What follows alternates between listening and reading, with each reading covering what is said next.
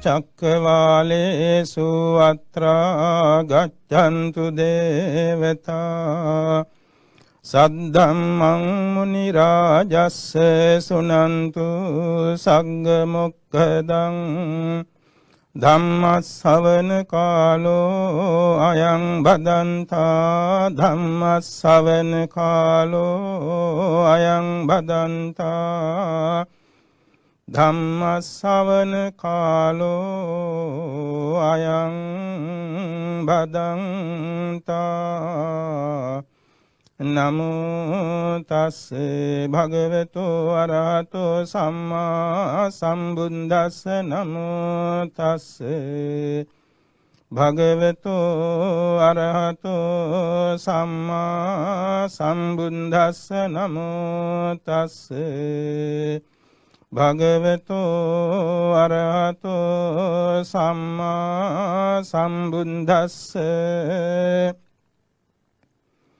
යෝගාවේ ජායති භූරි අයෝගා භූරි සංකයෝ ඒතං දේධාපතං ඤත්වා භවාය විභවාය ච තතත්ථානං නිමේසෙය්‍ය යථා භූරි පවද්දති තී. ශ්‍රද්ධාවන්ත පින්නතුනි, තුන් ලෝකාග්‍ර වූ භාග්‍යවත් වූ අරිහත් වූ සම්්‍යක් සම්බුද්ධ දස බලධාරී සරුවක්ඥ රාජෝත්තමයන් වහන්සේ විසින් බුදුරැස් මාලාවක් විහිදුවා දේශනා කරන ලද විශේෂ දේශනාවක් මේ ගාථාව. ධර්ම ශ්‍රවණය, ධර්ම දේශනය, ධර්ම සම්මාර්ෂණය, එසේම ධර්ම සජ්ජායනය, භාවනාව කියන මේ කරුණු පහ චිත්ත සංතානය පිරිසිදු කරන බැවින් නිවනට පිවිසීමේ දොරටු පහක් බව සරුවක්ඥන් වහන්සේ දේශනා කරලා තියෙනවා. ශාන්තිනායක සම්මා සම්බුදුරජාණන් වහන්සේ ධර්ම දේශනා කිරීමේදී තමන් වහන්සේගේ අදිෂ්ඨානයේ පරිද්දෙන් කැමැතිනම් දසදහසක් වලට ඇහෙන්න දේශනා කරලා තියෙනවා. පින්තුම් බොහෝ සෙයින් අසල ඇති ලෝතුරා බුදු වී මාස දෙකක් පිරෙන ඇසලපුර පසළොස්වක් පොහෝ දවසේදී ඉසිපතනාරාම මිගදායේ පංචවර්ගීය ස්වාමින් වහන්සේලා ඉදිරිපිට දසදහසක් ලෝක ධාතුවට ඇසෙනසේ ධර්ම දේශනා පැවැත්තුවා. එදා දසදහසක් වල පුදුම විදිහේ ප්‍රාතිහාර්ය සිද්ධ වුණා. ඒ සරුවක්ඥන් වහන්සේ අනුව යමින් අග්‍ර ශ්‍රාවක මහා ශ්‍රාවකාදී මහෝත්තමයන් වහන්සේලාද ධර්ම දේශනා කරමින් ලොවට ධර්ම අවබෝධය කිරීම සඳහා උත්සාහවන්ත වී තිබුණා. සාරිපුත්‍ර මහා රහතන් වහන්සේ විසින් දෙසූ දේශනාවකදී දසදහසක් වල දෙවිබඹුන් මඟඵල නිවන් සුව ලැබුවා. ඒකම අද කාලයේහි තාක්ෂණ විද්‍යාව ඉහළටම ගිහින් තියෙන බැවින් මුළු ලෝක ධාතුවටම හැනසේ ධර්ම දේශනා කිරීමේ පහසුකම් සැලසී තියෙනවා.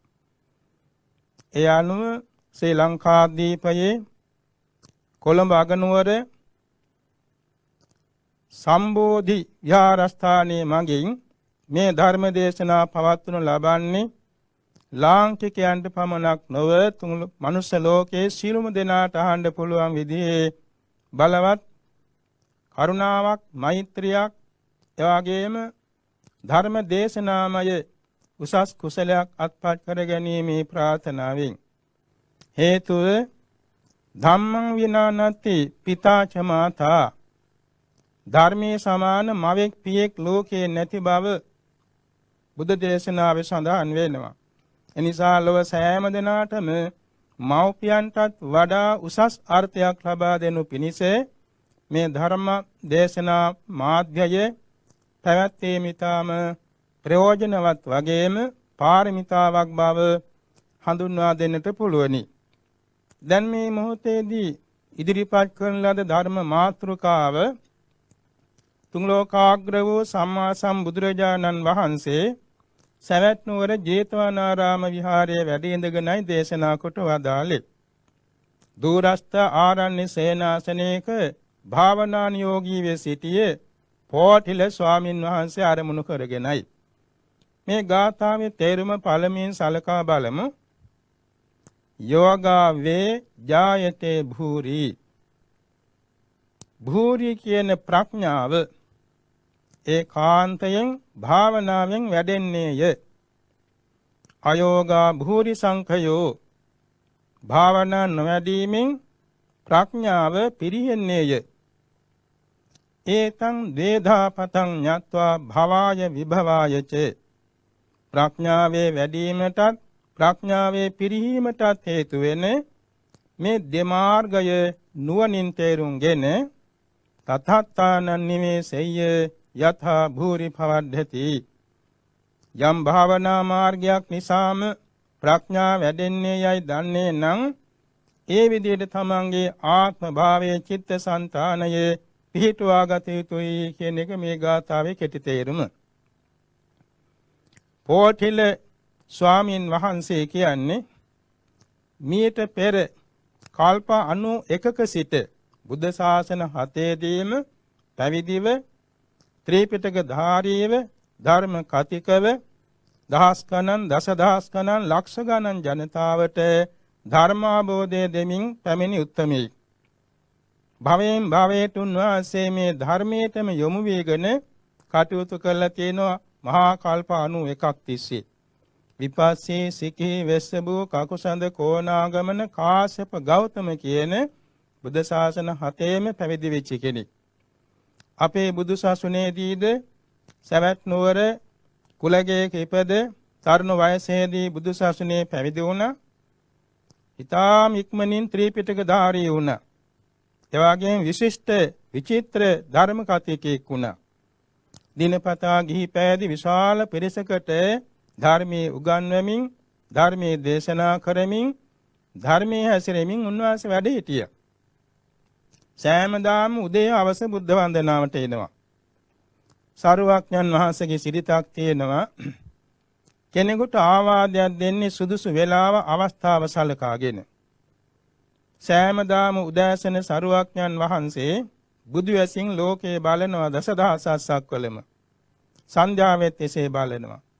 එසේ බලන්නේ 12 කෝටි ලක්ෂ වාරයක් මහා කරුණාවට සමවැදී ඉන්නගී බුදු ඇසින් බලන්නේ. බුදු ඇසින් බලන වෙලාවේදී තමයි ඒ අවස්ථාවල මඟඵල නිවන් ලබන්නන් අරමුණු වෙන්නේ. එක උදාසනකදී සරුවක්ඥන් වහන්සේගේ බුදු ඇසට පෙනුණා මේ පොටිල ස්ථවරයන් වහන්සේ දැන් අනුන්ට ධර්ම දේශනා කරමින් ධර්මයේ උගන්වමින් සීලය හොඳින් ආරක්ෂා කරමින් ඉන්නවා. දැන් උන්වහන්සේගේ නුවණ මාර්ගඵල නිර්වාණ අවබෝධය සඳහා මුහු කරවා ගින් තියෙනවා. එසේ නමුත් උන්වහන්සේට උනන්දු කරවන්න කවුරුත් නැහැ. උන්වහන්සේ උනන්දු කරවන්නත් ලේසිත් නැහැ. ඒ මොකද ධර්ම කතිකත්වය නිසා ධර්ම ධාරිත්වය නිසා මාන්නයක් තියෙනවා. ඔය මාන්නය තුනී කරගන්න බුදුරජාණන් වහන්සේට පමණයි පුළුවන්කම තිබෙන්නේ. එදා සන්ධ්‍යාවේ බුද්ධ වන්දනාවට ආවා පොටිල ස්වාමින් වහන්සේ. ඕකාස වන්දාමි බන්තේ කියා වඳිනකොට පිළිතුරු ලැබුණේ සුඛී හෝහි තුච්ඡ පොටිල. හිස් පොටිලය සුවපත් වේවා කිව්වා. මේ වචනේ පොටිල ස්වාමින් වහන්සේගේ හදවතට විනිවිද ගියා. ඊළඟට වැඳලා පිටත් වෙන්න සූදානම් වෙලා ඕකාස ගච්ඡාමි බන්තේ කියනකොට ගච්ඡාහි තුච්ඡ පොටිල. ස්වාමීනි අවසරම පිටත් වන්නෙමි කියනකොට උන්වහන්සේ පිළිතුරු දුන්නේ හොඳයි හිස් පොටිලයේ යනු මැනව කියලා පිළිතුරක් ලැබුණා. දැන් මේ පොටිල ස්වාමින් වහන්සේට මේ වචන ලැබුණා හිස් පුජ්‍යලියෙක් කියලා. මේ හිස් පුජ්‍යලයා කියනකොට අද කාලේ කෙනෙකුට කිව්වනම් අනිවාර්යයෙන්ම හිතේ ද්වේෂය, ව්‍යාපාදේ, ක්‍රෝධේ, වෛරය ඇති වෙනවා. නමුත් ඒ පොට්ටලේ ස්වාමීන් වහන්සේ බොහොම බුද්ධිමත් කෙනෙක්. උන්වහන්සේ හිතුවා සරුවක්ඥන් වහන්සේගේ ශ්‍රී මුඛයෙන් පිට වෙන වචනයක අර්ථ ශූන්‍ය වන්ට බෑ. මේක යම්කිසි විශේෂ අර්ථයක් තියෙන්නට ඕනේ. මම සීලයෙන් පරිපූර්ණයි. මම ත්‍රිපිටකධාරී. මම ධර්ම කතිකයි. මම ලෝක ප්‍රසිද්ධ උගතෙක්. එයින් මම හිස් බවක් නැහැ. නමුත් මට ප්‍රථම ධානයවත් නැහැ. රූපාවචර ධානය කිසිවක් නැහැ. අරූප ධානය කිසිවක් නැහැ. අභිඥා බල කිසිවක් නැහැ. මාර්ගඵල කිසිවක් මට නැහැ. එයින් මම හිස් පුජ්‍යලයක් නේද? හොඳයි. සරුවක්ඥන් වහන්සේගේ වචනයෙන් මා ලවා සාදුකාර මම දෙවන්නේමි කියලා හිතේ දැඩි අදිෂ්ඨානයක් ඇති වුණා. මෙන්න බුද්ධිමන්තයන්ගේ සිරිත. Tamante යම්කිසි අප්‍රසාද වචනයක් ඇහුණා නම් එයින් තමා හිත හදාගන්නේ මේ විදිහටයි. තමන්ගේ අඩුපාඩුකම් හදාගෙන ඒ අඩුපාඩුව සම්පූර්ණ කරලා ඒ අඩුපාඩුව කියා දුන්න අය ලවා සාදුකාර ලැබෙන හැටියට පැවතීමයි ඥානවන්තයන්ගේ පැවැත්ම. ඉතින් මේ පොට්ටල ස්වාමින් වහන්සේ හිතාගත්තා මම හෙට උදේ පාන්දරම මගේ මේ අඩුව පුරවා ගන්නට මා පිටත් වන්නෙමි කියලා පාත්‍රයයි දෙපට සිවුරයි තැන්පත් කරලා තිව්වා. රාත්‍රී කාලයේ උගන්වන ධර්ම පන්ති වලට උගන්වුවා. උදේ පාන්දර උගන්වන පන්තියට උගන්වලා කාටවත් නොකිය පාත්‍රයත් සිවුරත් අරගෙන පිටත් වුණා. උන්වහන්සේ දන්නවා යා යුතු තැන්. උන්වහන්සේ බොහෝම ආගන්තුක භික්ෂූන්ගෙන් ස්ථාන පිළිබඳව තොරතුරු අහලා දැනගෙන තිබුණා. එක ආරණ්‍ය සේනාසනයක හිටියා රහතන් වහන්සේලාම 39. එතෙන්ද වැඩියා. එහිදී සංඝ ඉෂ්ඨවර ස්වාමින් වහන්සේ ඉදිරියේ කියා හිටියා මට පිහිට වෙන්න, මට භාවනා කමඨහනක් කියා දෙන්න. ඒ රහතන් වහන්සේලා දන්නවා උන්වහන්සේ බොහොම බහුශ්‍රృతකම නිසා මානාදිකයි. එනිසා ඒක තුනී වෙන්න මා උපායක් කරන්නෙමි කියලා පිළිතුරක් දුන්න. ඇවැත්නි මට වෙලාවක් නෑ මේ දෙවෙනි ඉස්තවරයන් වහන්සේලාගෙන් ආගන්න කියලා. දෙවෙනි රහතන් වහන්සේත් එහෙම කළා. ඕම 29 නමක් ළඟට ගියා. 29 නමක්ම භාවනා කමටහන් කියලා දුන්නේ නෑ. 30 වෙනියා හත්වැරිදී රහත් සාමණේරයන් වහන්සේ නමක්. ඒ රහතන් වහන්සේද දන්නවා දැන් මල් ළඟට එනවා මේ ගරු කටයුතු ස්වාමින් වහන්සේ කියලා. සිවුරක් ඉරිච්ච සිවුරක් අරගෙන ගහක් මුලට වෙලා සිවුර මහමින් හිටියා මේ හත් අවුරුදු සාමණේරයන් වහන්සේ. එතෙන්දත් වැඩියා මේ පොට්ටල ස්වාමින් වහන්සේ ගිහින් උත්කුටුකින් වාඩි වෙලා.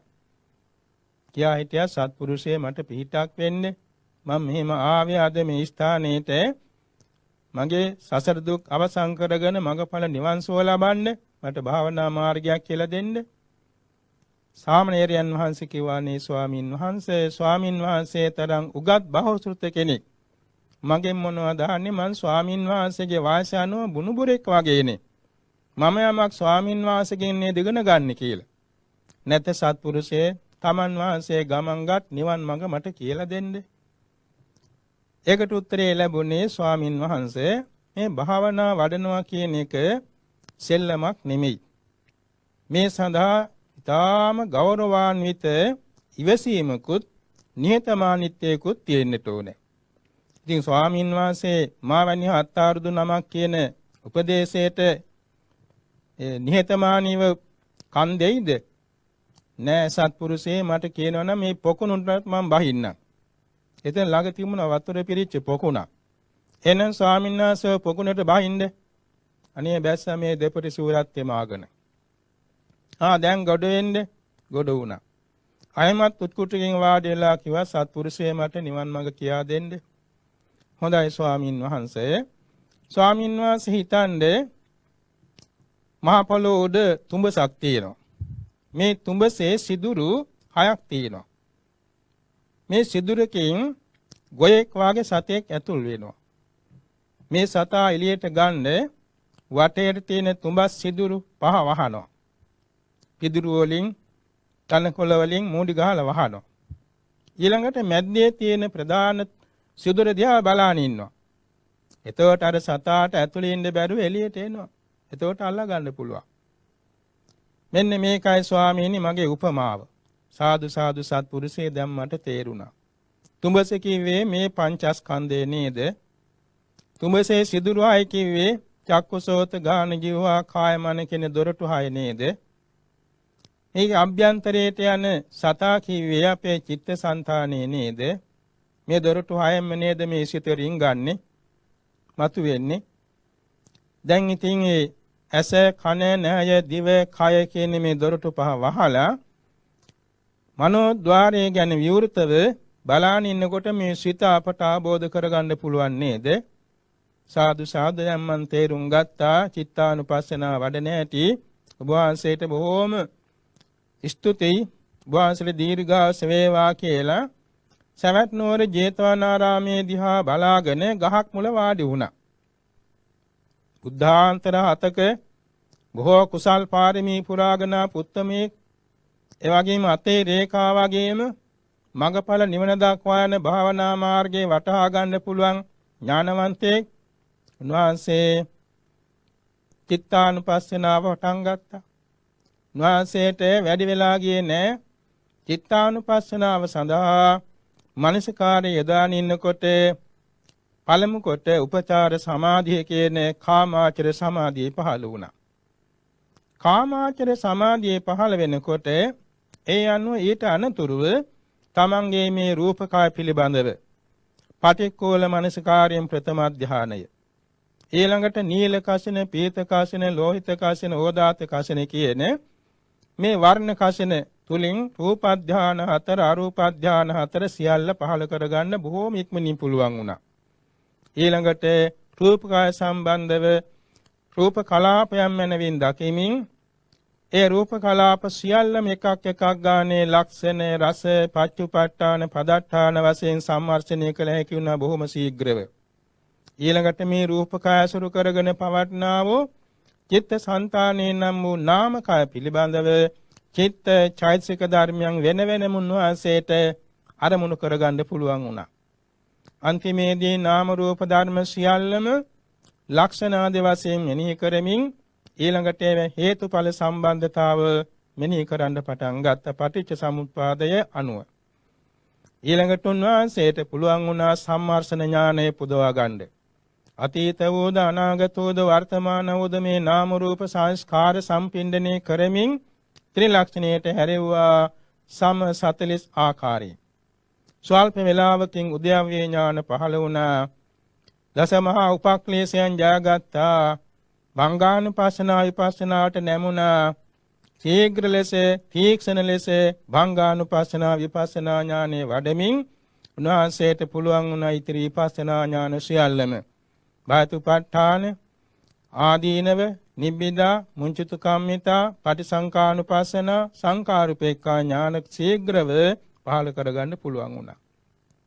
ඔය අවස්ථාව සාරවත්ඥන් වහන්සේ බුදු ඇසින් බලාගෙන සවනක් ගන්න බුදු රැස්මාලා මැද්දේ සාරවත්ඥන් වහන්සේ වැඩ ඉන්න හැටි දක ගන්න අදිෂ්ඨාන කළ බුදු රැස්මාලාක් විහිදුවලා මේ ගාථාව දේශනා කළා.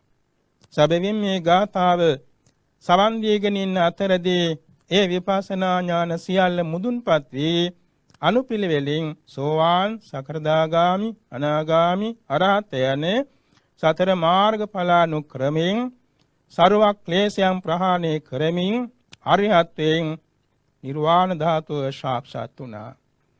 අරිහත් මාර්ගඥාන අවස්ථාවේදී අභිඥා බල 6ත්, පටිසම්භිදා ඥාන 4ත් මේ සියල්ලම උන්වහන්සේට පිහිටියා. දැන් උන්වහන්සේ ਸਰව සම්පූර්ණ මහා රහතන් වහන්සේ නමක් බාටපත් වුණා. උන්වහන්සේ අදිෂ්ඨාන බලයෙන් එලාගෙන හිටිය ආසනයත් එක්ක මහසට පැන නැගුණා.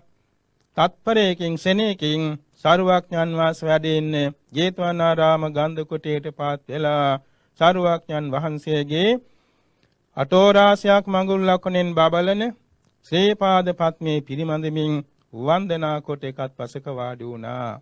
සරුවක්ඥන් වහන්සේගේ සාදුකාරය ලැබුණා. මෙන්න මෙහෙමයි ඥානවන්තයෝ තමන්ගේ ආත්මය දමනය කරගන්නේ, තමන්ගේ ජීවිතයේ දියුණුවෙන් දියුණුවට පමුණවා ගන්නේ. දැන් මෙතෙන්දී අපි සලකා බලන්නට ඕන මේ රහතන් වහන්සේ බුද්ධාන්තර 7ක හිත දියුණු කරගෙන ආවා. ත්‍රිපිටක ධර්මයේ ඉගෙන ගත්තා. ත්‍රිපිටක ධර්මයේ උගන්වුවා. ඒවා සම්බන්ධව ගැඹුරට අවබෝධයක් ඇතුව ආවා. හැබැයි ඒ ජීවිතවලදී උන්වහන්සේට සෝවාන් ආදී මාර්ගඵල ලැබුණේ නැහැ. ඒ සම්බන්ධව සුති යෙදුවේ නැහැ. නමුත් පැවිද්දෙක වශයෙන් කළ යුතු සීලම ආචාර ධර්ම උන්වහන්සේ සම්පූර්ණ කරගෙන ආවා. ඒ සියල්ලම සිදු කළ තියෙන්නේ නිර්වාණ අවබෝධය පතාගෙන. ඒ නිසා භවයෙන් භවයට උන්වහන්සේට උපනිශ්‍රය වුණා. නැවත නැවතත් බුදු සසුන් සම්මුඛ වෙමින් ඒ සසුන්හි පැවිද්දම් පුරන් උන්වහන්සේට වාසනාව ලැබුණා.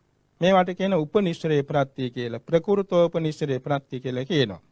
ඒ කියන්නේ පුරුදු කරන දේ භවයෙන් භවයට තමන්ට ලැබෙන බව. ඊළඟට මේ බුද්ධ ශාසනය වෙනකොට උන්වහන්සේ රහත් වෙන්න තරම් ඒ බුද්ධිය ප්‍රඥාව මොහුකුරවා ගිහින් තිබුණා. ඒ වගේම සරුවක්ඥන් වහන්සේගේ ආවාදයක් ලබාගෙන එකම ආසනයේදී සතර මඟඵල නිවන් සුව සාක්ෂාත් කර ගන්න තරම් උන්වහන්සේ සමර්ථ වුණා.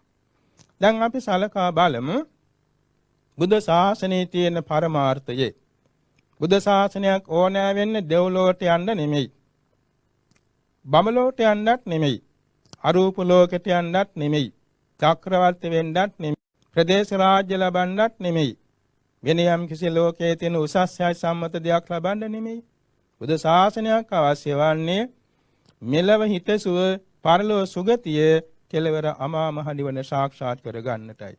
හේතුව සාංසාරික වශයෙන් සලකා බැලීමේදී සරුවක්ඥන් වහන්සේ දේශනා කළ තියෙනවා මේ ලෝකේ සෑම සත්‍යයක්ම මේ කුරු කුහුඹුවන් මැසි මඳුරුවන් පවා චක්‍රවර්ති න වූ කෙනෙක් නැහැ.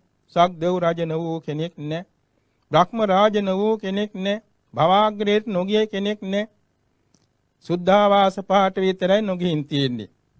හැබැයි ඉරිදියෙන් ඒකට ගිහින් තියෙන අභිඥා බලය. උත්පත්ති වශයෙන් ගිහින්නේ ඒකට යන්නේ අනාගාමුනොත් පමණයි. ඒ නිසා මේ දීර්ඝ සංසාරයේහි එකවරක් නෙමෙයි, සිය වරක් නෙමෙයි, දහස් වරක් නෙමෙයි, අසංඛේය අප්‍රමේය වාරවල බඹලෝ ඉපදලා තියෙනවා, දෙව්ලෝ ඉපදලා තියෙනවා, අනේක විද සම්පල් ලැබලා තියෙන ඒ සියල්ලට වඩා වැඩිම ඉපදලා තියෙන සතර අපාය. සතර අපාය තමයි මිනිස්යන් නෙමෙයි සීලම සත්‍යයන්ගේ නිවස. චත්තාරෝ අපායානාම සකගේ සදිසා කියලා තියෙන පමත්තස්සේ නාම චත්තාරෝ අපාය සකගේ සදිසා. ප්‍රමාදෝ පුජ්‍යලයට සතර අපාය තමන්ගේ සිය නිවස වගේ. ඒ තරමට සංසාර ගමන අති දීර්ඝයි. ඒ දීර්ඝ වූ සංසාරයෙන් නොවින්ද සැපක් නැහැ, නොවින්ද දුකක් නැහැ. යම් සැපයක් ලැබුවා නම් ඒකත් తాවකාලිකයි. සදාකාලික සැපයක් තුන් ලෝකේ කොහොවත් නැති නිසා අපේ සරුවක්ඥන් වහන්සේ විශි අසංකේය කල්පලක්ෂය සිටම පාරමී සම්භාර පුරාගෙන ඇවිල්ලා ලෝතුරා බුදුනේ සදාකාලික සෝය තමන් ආબોධ කරගෙන ලෝවැසි ජනතාවට ආબોධ කරනු පිණිසයි.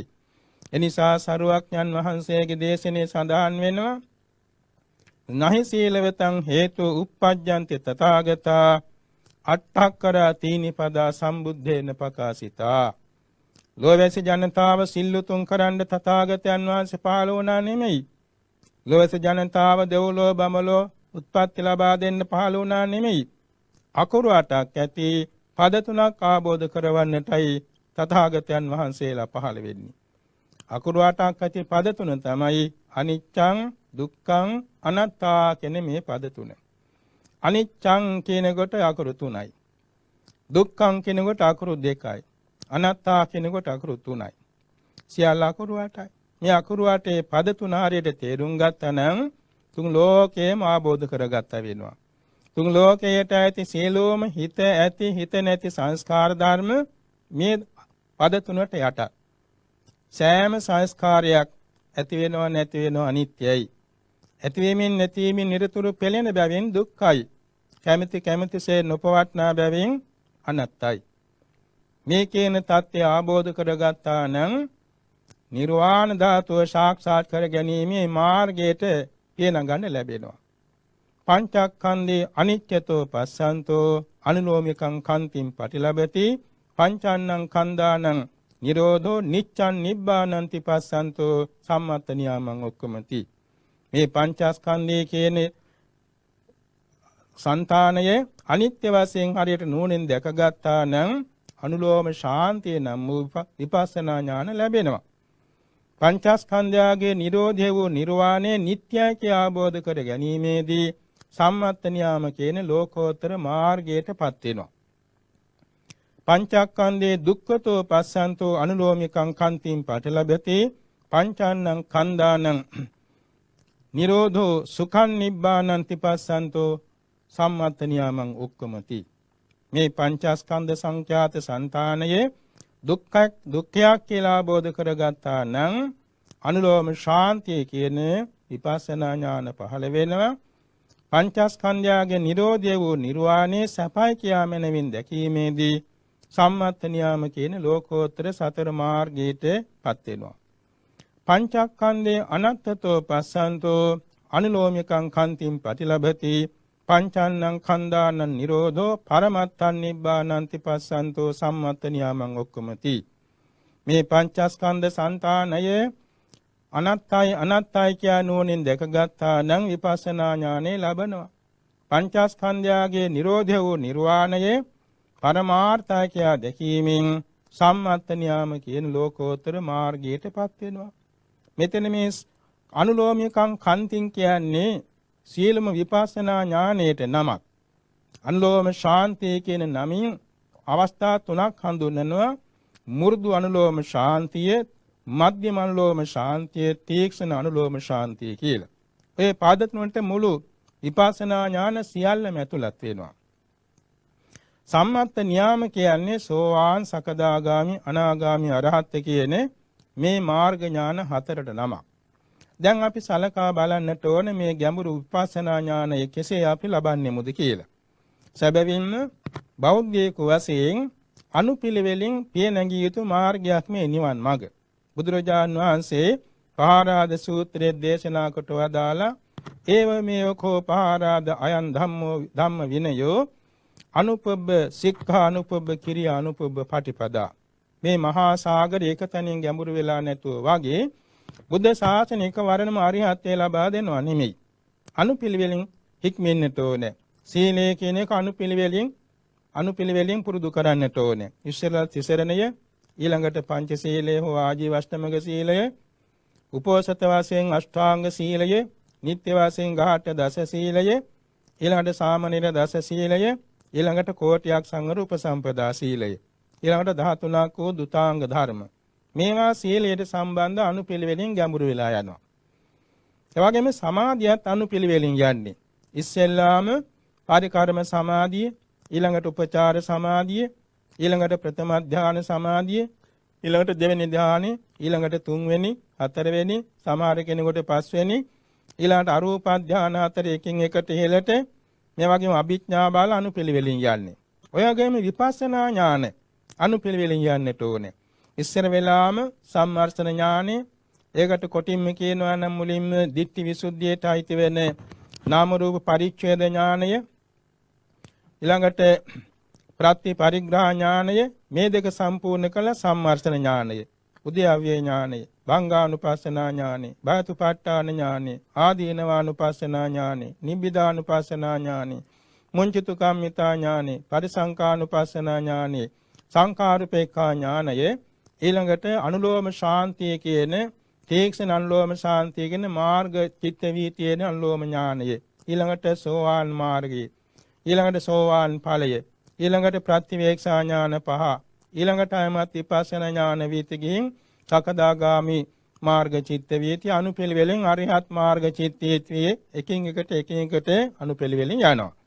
ඉතින් මේ අනුපුබ්බ සික්ඛා, අනුපුබ්බ කිරියා, අනුපුබ්බ පටිපදා කියා බුද්ධ වචනේ සඳහන් වන බැවින් බොහෝ බෞද්ධයන් හිතනවා අපිට මේ විදිහේ ගැඹුරු භාවනාවක් කරන්න කාලය නැහැ, වෙලාව නැහැ, තැනක් නැහැ, පහසුවක් නැහැ කියලා.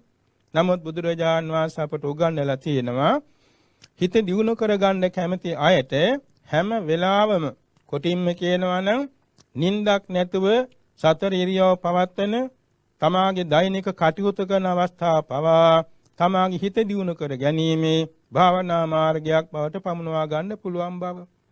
නිදසුනක් වශයෙන් කියමු සතිපට්ඨාන අට කතාවේ තියෙනවා කුරු රට කම්මාස ධම්ම නියං ගමේ ගෙවල් වල වැඩ කරන දසිදස් කම්කරුවෝ පවා කුඹුරට යද්දී එවාගෙම ගොවිපළට යද්දී ගව ගාලට යද්දී එහෙම නැත්නම් වතුර ගේන්න යද්දී හැම වෙලාවෙම භාවනාවක් කරනවා.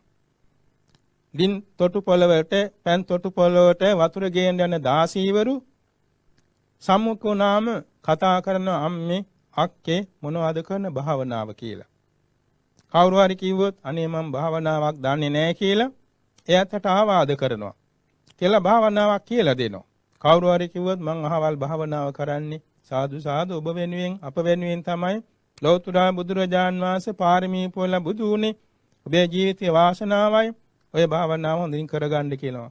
මේ තරමට හැම කටයුත්තකදීම ගෙවල් දොරවල වැඩ කරන දසදස් කම්කරුවෝ පවා භාවනා කරන්න පුරුදු වුණා නම් අනිත් අය ගැන කවර කතාවද?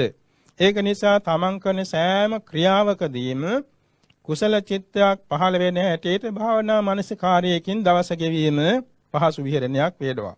එයින් වැඩ කටයුතු අල්ව වෙන්නේ නැහැ. වැඩ කටයුතු බොහෝම නිර්වලව කරගත හැකි වෙනවා. මොකද කාරණේ භාවනා කියන්නේ හිත දියුණු කිරීම, හිත පුරුදු කිරීම. දැන් අපි නිදසුනක් වශයෙන් කියමු අර කුඩා ගිරාපැටයකට පුරුදු කළා අට්ටි කිය ඉන්න කියලා. මේ ශරීරයේ ඇට සැකිල්ලක් කියලා හිතාගෙන අට්ටි කියමින් ඉන්න කිව්වා. ඉතින් මේ කුරුළු පැටියා කියන්නේ ගිරාපැටියා අත්තක වාඩි වුණත් මේ පියාඹමින් හිටියත් වෙන වැඩකට වාඩි වුණත් හැම වෙලාවෙම අට්ටි අට්ටි අට්ටි අට්ටි අට්ටි කිය ඉන්නවා. ඉතින් මේ සතාට මොනතරම් ඒකින් හිත පිරිසුදු වෙනවද? එක දවසක් කුකුස්සෙක් ඇවිල්ලා මේ ගිරාපැටවා දැහගෙන ගියා. ඉතින් මේ සාමණේරීවරු අත්පොළසන් ගහලා කොහොම නමුත් මේ ගිරාපැටවා නිදහස් කරගත්තා. ගිරාපැටවාට සාත්ව සම්පායන් කළ ඇසුවා බුද්ධ රක්කිත ඔබ මොකද හිතුවේ මේ කුස ගහගෙන යනකොට? ගිරාපැටවා කිව්වා ආර්යාවෙනි මට හිතුණා මෙහෙම. ඇට සැකිල්ලක් විසින් ඇට සැකිල්ලක් දැහගෙන යනවා කොතන ඇති මේ ඇට සැකිල්ල විසිරී යනවා කියලා. සාදු සාදු බුද්ධ රක්කිත ඔබට අනාගතයේට මේක හේතු වෙයි ඕකම කරන්න කිව්වා. සැබවින්ම මේ ගිරාපැටවා පෙර ජාතිවල පුරුදු කරපු කෙනෙක්මයි. ඊළඟට මේ ගිරාපැටවා සුගති ලෝකයකටපත් වෙලා නැවත ලංකාවේ බුදු සසුන පහළ වූ කාල පරිච්ඡේදයේදී අනුරාධපුර ප්‍රදේශයේ ඉපදෙලා ශාගිරියේ පැවිදි වුණා. මහා තිස්ස නමින් පැවිදි වුණා. ඕම ලස්සන ශරීරය. එක දවසක් උදේ පාන්දර ශාගිරියේ ඉඳලා අනුරාධපුරයට පිටිසුඟා වඩිද්දී ගෙදරක අබුසමියන් වශයෙන් ඉඳලා අමනාප වෙච්ච තරුණ කාන්තාවක් පැලඳගෙන තමන්ගේ දෙමව්පියන් බලා හිමිදිරි පාන්දර යනකොට මේ ස්වාමින් වහන්සේ පිටිසුඟා වඩනවා තනියම. ස්වාමින් වහන්සේ ඈත බලන්නේ නැහැ, යුග මාත්‍ර බලාගෙන අට්ටික භාවනාමයි කරන්නේ. උන්වහන්සේගේ රූප විලාසය දැකලා මේ කාන්තාව කෙලෙස් සිතකින් සිනා වුණා. ස්වාමින් වහන්සේ හිටගෙන මේ මොකද්ද සද්ද කියලා අට්ටි කියන මානසිකාරයෙන්ම බැලුවා.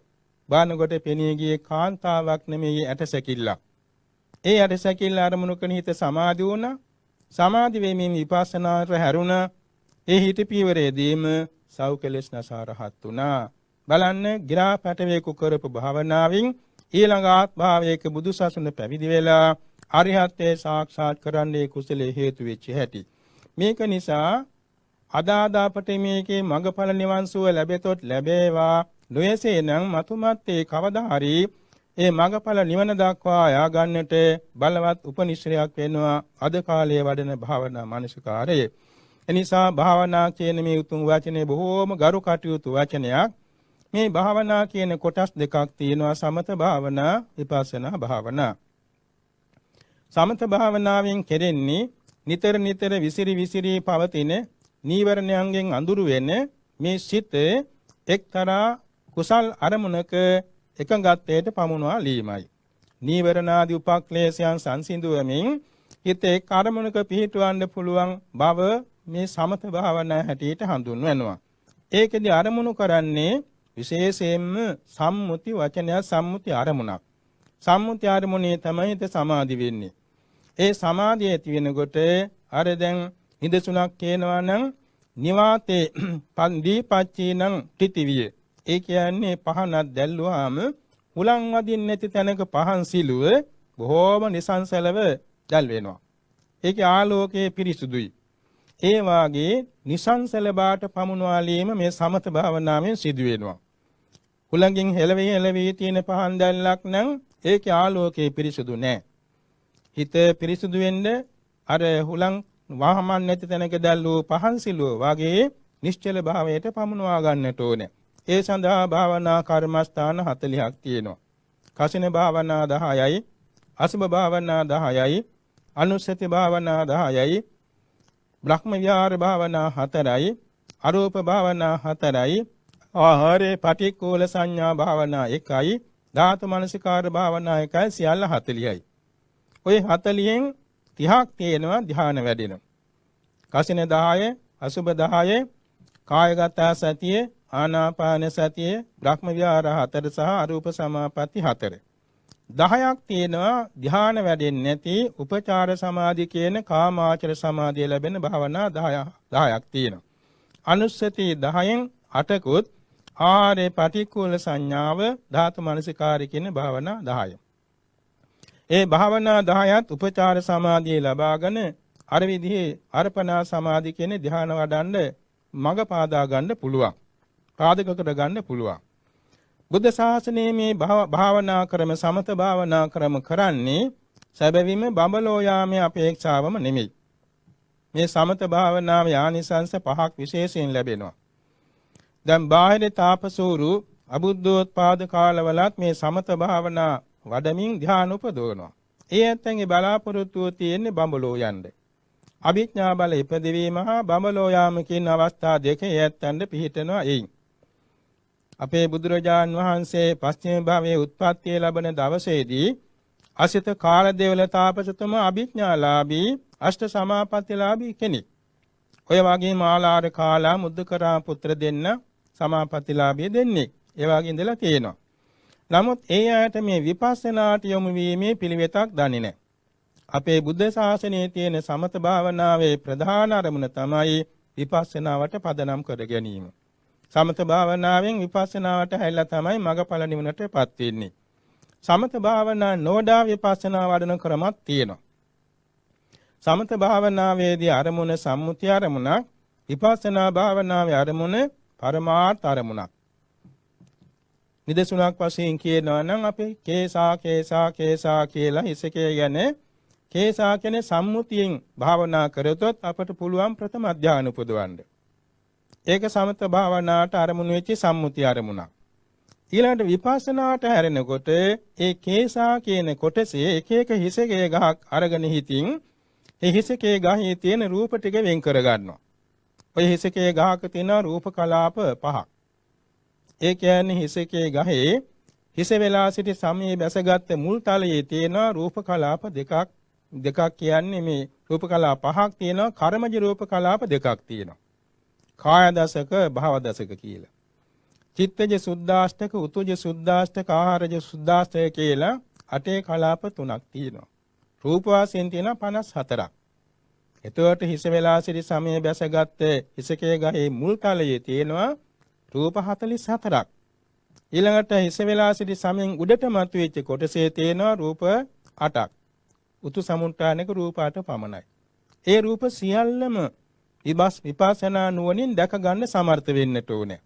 ඒ සමර්ථ වෙන්නේ සමත භාවනාවෙන් ලබාගත් ආලෝකයෙන්. ඒ ආලෝකයේ මේ හිසකේ ගාට යොමු කරාම ඒ රූප කලාප වෙන්කොට දැකගත හැකි වෙනවා. දැකගෙන එක එක රූපයක් අරගෙන ඒකේ අනිත්‍යත්වය, දුක්ඛත්වය, අනාත්මත්වය කියන තුන් ආකාරයේ විපස්සනාට නගනවා. අන්න විපස්සනා කියන්නේ මේකයි. එතකොට හිසකේ ගහේ නීල වර්ණය අරමුණු කරගෙන නීල කසිනිය වඩන්න පුළුවන්. ඒක සමත භාවනාවක්. ඒ කසින භාවනාවෙන් අනතුරු විපස්සනාවට හැරිලා ඒ හිසකේ ගහේ තියෙන රූප කලාප වෙන් කරගෙන ඒක ත්‍රිලක්ෂණයට හරවනවා. අන්න විදර්ශනා භාවනාව. මේ විදිහට තමයි සමත භාවනා විපස්සනා භාවනා දෙක එකකට ප්‍රත්‍ය වෙන්නේ. සමත භාවනා වැඩිමින් විපස්සනාට පහසුව ලැබෙනවා. තීක්ෂණ ලෙස නාම රූපයන් දැක ගැනීමේ ශක්තිය සමත භාවනා වඩන්නෙකුට ලැබෙනවා.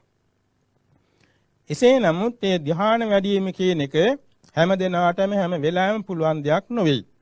ඒ සඳහා විවේකී ඕන. ගුරු උපදේශ ඕන. ඉස්සර කාලේ නම් බොහෝ දීර්ඝ කාලාන්තරවල නුවණ දියුණු කරගත්ත මහා පුණ්‍යවන්තයන්ට බොහෝම සුළු මොහොතකදී කෙටි උපදේශයකදී ප්‍රයෝජන ලබන්න පුළුවන්. දැන් අද කාලේ හැටියට අපේ ගුරු උපදේශ ලැබමින් සමාජයට දින ගණන්, සති ගණන්, මාස ගණන්, වසර ගණන් උත්සාහවන්ත වෙන්නට ඕනේ. එසේ නමුත් වෙන් වෙලා කරන්න කාලය නොබැඳි බැවින් ඒ ලැබෙන අවස්ථාවල තමාගේ හිත භාවනාවට යොමු කරන්න පුරුදු වෙන්නට ඕනේ. අපි ඒ සඳහා කෙටි උපදේශයක් දෙනවා නම් මෙහෙමයි. උදේ පාන්දර අවදි වෙනකොට අපි හිතෙනවා මේ රාත්‍රී නිදාගෙන ඉන්න කාලය තුල පහළ වූ චිත්ත චෛතසික රූප ධර්ම ඒ තැනම ඇතුව නැතුව ගිය අනිත්‍යයි, ඇති වෙමින් නැති වෙමින් පෙළි පැවතුනා දුකයි, කැමැතිසේ නොපැවතී ගිය අනත්තයි කියලා අපි හිතෙනවා. කෙලින්ම මුළු රාත්‍රී නිදාගත්ත කාලයේම අපි භාවනාවට නැගුවා. ඊළඟට තවත් දුරට අපි ඒක සම්මුති වශයෙන් හිතෙනවා මේ නිදාගෙන හිටිය ඇඳ හදාපු වඩු බාසුන් නැහැලා කර්මාන්ත කරවෝ නිදුක් වෙත්වා, නිරෝගී වෙත්වා, සුවපත් වෙත්වා, දුකින් මිදෙත්වා, නිවන් දකිත්වා. මේ එලා තියෙන ඇඳ ඇතිල්ල කොට මෙට්ට ආදී නිස්පාදනය කළාය, මිලට දුන්නාය, එවාගේ මෙතන සකස් කර දුන්නාය, නිදුක් වෙත්වා, නිරෝගී වෙත්වා, සුවපත් වෙත්වා, දුකින් මිදෙත්වා, නිවන් දකිත්වා. කිසි මහන්සියක් නැහැ, පියදමක් නැහැ, කාලයාපතයාමක් නැහැ. ඊළඟට තමයි යනවා නාන කාමරේට.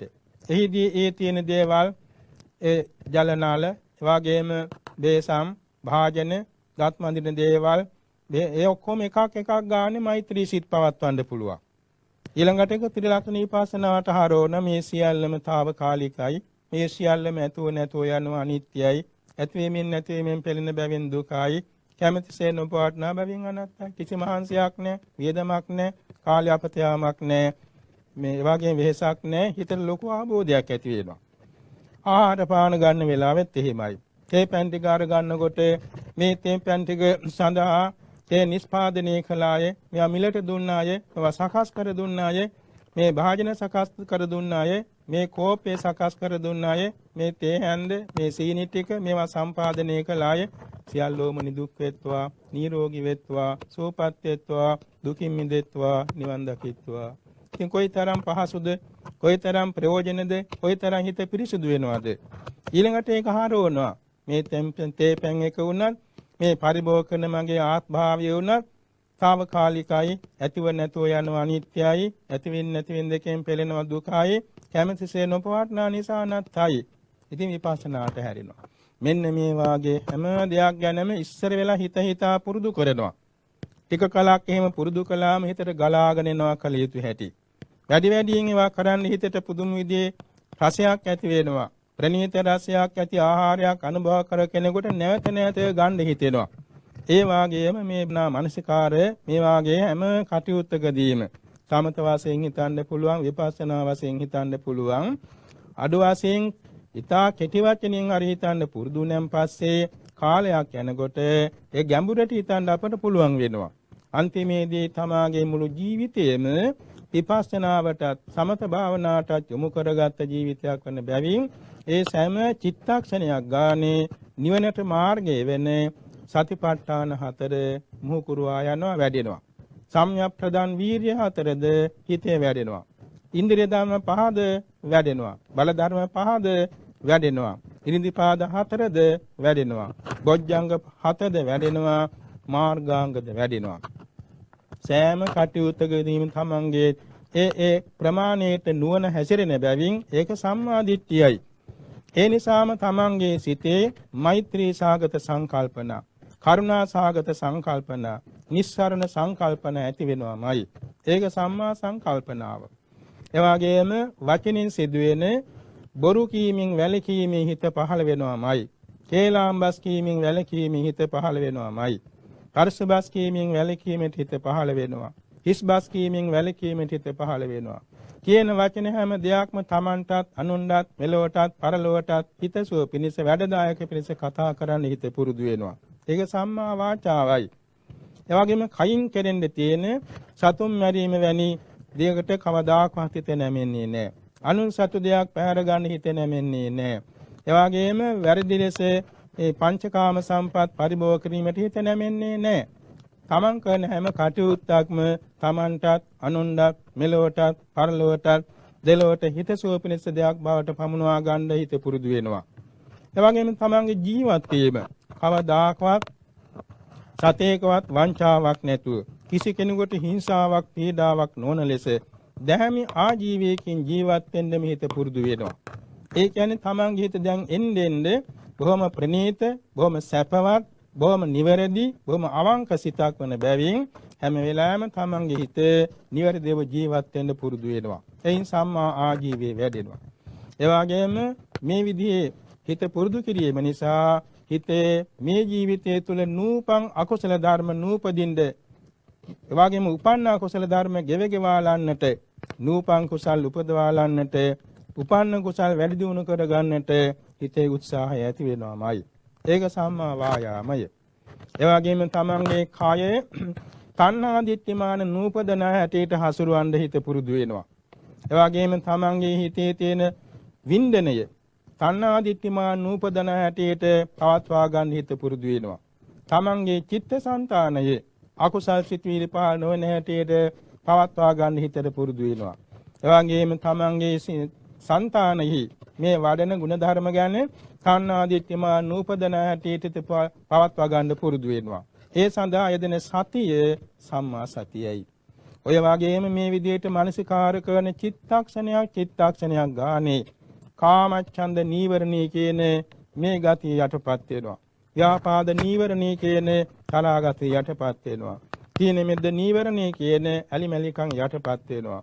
උද්ධච්ච කුක්කුච්ච නීවරණය කියන හිතේ නොසන්සුන් බව හා පසුතැවිලි යටපත් වෙනවා.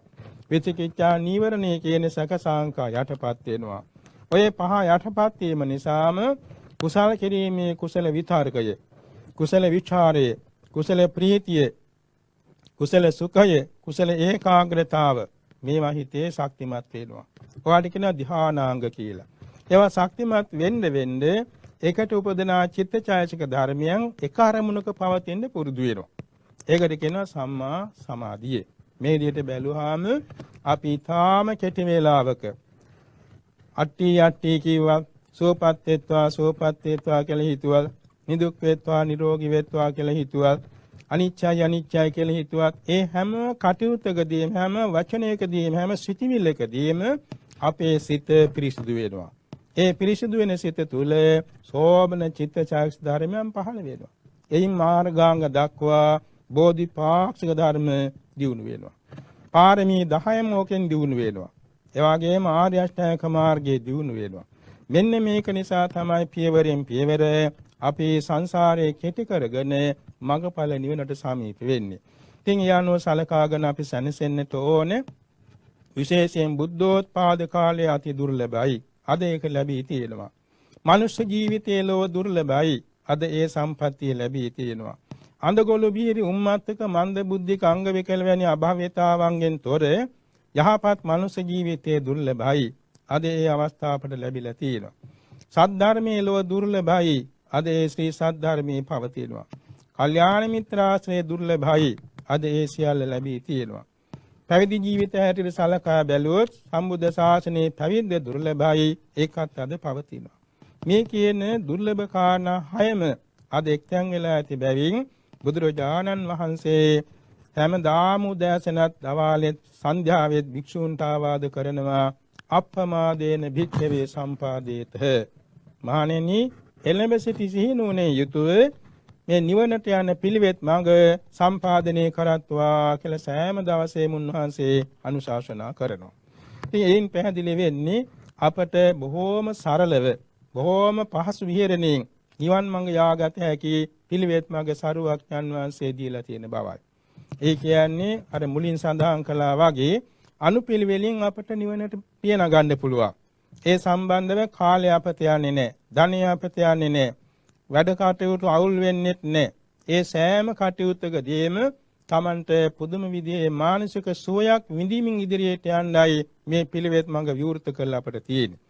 ඒ නිසා කෙනෙක් දුටුවත් සෝපත් වේවා කියලා හිතන්න පුළුවන්. කෙනෙක් ගැන සාකච්ඡා කළා සුවපත් වේවා කියලා හිතන්න පුළුවන්. කෙනෙකුට යමක් දෙනකොට සුවපත් වේවා කියලා හිතන්න පුළුවන්. කෙනෙකුගෙන් යමක් ගන්නකොට සුවපත් වේවා කියලා හිතන්න පුළුවන්. මේ වාගේම දුරකථන පණ්ඩයක් කෙනෙකුට සුවපත් වේවා කියලා හිතලා පණිවිඩය ගන්න පුළුවන් දෙන්න පුළුවන්. ඔය වගේ හැම කටයුත්තකදීම තැනකට යනකොට ඒ තැනින් අහක්සේ දෙවි දේවතාවෝ සුවපත් වෙත්වා කියලා හිතන්න පුළුවන්. ඒ ස්ථානයේ ඉන්න වැඩිහිටියෝ සුවපත් වෙත්වා හිතන්න පුළුවන්. සේවක සේවිකාවෝ සුවපත් වෙත්වා කියලා හිතන්න පුළුවන්. එන යන සම්මුඛ වෙන සිළු දෙනා සුවපත් වෙත්වා කියලා හිතන්න පුළුවන්. මේ තරම් සරලව නමුත් අපට භාවනා ප්‍රගුණ කරගන්න පුළුවන්. ඒ විදිහේ භාවනා ප්‍රගුණ කරගත්තොත් අර පොටිල ස්වාමින් වහන්සේට වගේ බුද්ධාන්තර ගණනාවකින් හෝ මේ ජීවිතය තුලදී හෝ තම තමාගේ ඉන්ද්‍රිය බල බොජ්ජංග මාර්ගාංග සම්පූර්ණ වී තිබුණා නම් මේ ජීවිතේම හෝ සතර මඟ ඵල නිවන සාක්ෂාත් කර ගන්නට ඒ ප්‍රතිපත්ති මාර්ගයේ උපකාරී වෙනවා. ඒ නිසා ඒ ගැන අපි වඩාත්ම සැලකිලිමත් වෙමු. ඒ වගේම උත්සාහවන්ත වෙමු. තවදුරටත් යෝනිසෝ මනසිකාරයේ නුවණින් සලකා බැලීම පුරුදු කරමු. එසේ පුරුදු කරමින් මේ ජීවිතය තුළ මේ බුද්ධ ශාසනය ලබන්න තියෙන ධර්ම ආબોධයක් කර ගැනීමට අදිෂ්ඨාන තබා ගනිමු. දැන් විශේෂ වශයෙන්ම අද සම්මුති වශයෙන් වර්ෂයක් ගෙවි තවත් වර්ෂයක් ලැබූ මේ ආධුනික වර්ෂයක් නැත්නම් අභිනව වර්ෂයක් මේ වර්ෂයේ තුලදී අපට ගත වූ වර්ෂයට වඩා කය වචන හිත සංවර කරගෙන තම තමාගේ ශක්තිය ප්‍රමාණයෙන් තමන්ටත් අනුන්ටත් හිංසාවක් පීඩාවක් නොවනසේ පැවතීමට අපි අදිෂ්ඨාන තබා ගනිමු. නිතිපන් සීල රකින්න, පොහොයාට සීල රකින්න, සිව්බඹ විහරණ වඩන්න, එවාගේ පාරමී 10 වැඩෙන හැටියට, බෝධිපාක්ෂික ධර්මයන් වැඩෙන හැටියට පවතින අදිෂ්ඨාන තබා ගනිමු. අල්ප වශයෙන් හරි ස්වල්ප වශයෙන් හරි භාවනා ක්‍රම අනුගමනය කරන්න උත්සාහවන්ත වෙමු. එසේ උත්සාහවන්ත වෙමින් අද අපි මේ පුරුදු කරගන්නා වූ යම් පමණක් ධර්ම සංකල්පනා හේතුවෙන් අපේ సంతාන තුළ බෝධිපාක්ෂික ධර්මයන් වැඩෙත්වා, පාරමී ධර්ම වැඩෙත්වා, එවාගෙම සතර මඟඵල නිවනට උපනිශ්‍රේ වෙන්නේ ධර්ම සම්භාර අපේ සිතේ වැඩෙත්වා. අපට මෙන් ලෝවැසි සීල සත්‍යයන්දල් මේ ධර්ම සංකල්පන අනුගමනය කරන්න ශක්තිය ලැබේවා කියලා අපි මෛත්‍රී කරන අතරේ අද මේ මොහොතේදී මේ දහම් පදයේ සවන් දීමින් අත්පත් කර ගන්නාලද කුසල සම්භාර ධර්මයේ විශේෂයෙන් තම තමා නමින් අභාව ප්‍රාප්ත මෞපිය ගුරුවර බන්දු මිත්‍ර පුත්‍ර කලත්‍රා දීන්ට ආරක්ෂක දිව්‍ය රාජ මණ්ඩලයටත් හිතේ අහිත මැදහත් සෑම සත්නටත් ලොවේ ලෝතුරා සූපනිස පවතිවා. අප සෑම දිනාටත් මේ කුසල් බෙලෙන් මෙලොව වශයෙන් ඇති අසනීප අපල උපද්දරව අතුරු අන්තරා නවග්‍රහ දෝෂ සතුරු කරදර මාරක බාධක සියල්ල දුරු වේවා. කබන පීවරක් ගානේ රත්නත්‍රේ සූවිසි මහා ගුණේ ආරක්ෂා නිරතුරුව පිහිට වේවා. රජසොර සතුරු ගිනි ජල වසවිස අවියාවුදා දීපත්ති වලකීවා. කායික මානසික සනසිල්ලේ දෙලොව දියුණුව නිවන් මඟ පාරමී ගුණ මුදුන්පත් වේවා. සම්්‍යක් ප්‍රාර්ථනා සියල්ල පූර්ණ චන්ද්‍රයාසේ සමෘද්ධ වේවා. දෙලොව සුභසිත සැලසේවා. පතු බෝධියකින් අග්‍රේ අමා මහ නිවන් සුව සාක්ෂාත් වේවා කියා ප්‍රාර්ථනා තබා ගනිමු. ආකාසට්ඨා ච බුම්මට්ඨා දේවා නාග මහිද්దికා පුඤ්ඤන්තං අනුමෝදිත්වා චිරං රක්ඛන්තු සම්බුද්ධ ශාසනං. ආකාසට්ඨා ච බුම්මට්ඨා දේවා නාග මහිද්దికා පුඤ්ඤන්තං අනුමෝදිත්වා චිරං රක්ඛන්තු සම්බුද්ධ දේශනං. ආකාසට්ඨා ච බුම්මට්ඨා දේවා නාග මහිද්దికා පුඤ්ඤන්තං අනුමෝදිත්වා චිරං රක්ඛන්තු සම්බුද්ධ ශාවකං. චිරං රක්ඛන්තු ත්වං සදාති.